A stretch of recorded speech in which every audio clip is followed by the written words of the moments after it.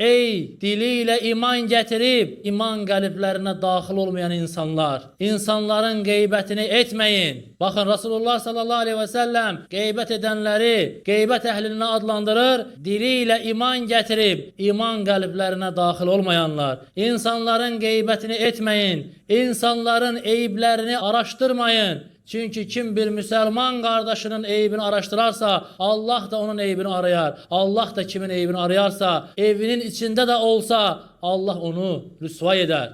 Resulullah sallallahu aleyhi ve sellem bu şekilde gıybetten çekindirmiştir. Aziz Müslümanlar, gıybet etmek zinadan, oğurluktan daha beterdi. Çünkü insan o günahlardan birini ederse, sonra pişman olup tövbe ederse Allah onun tövbesini kabul eder. Lakin gıybet eden gidip gıybet ettiği insandan halallık almadıkça Allah onun günahını bağışlamaz.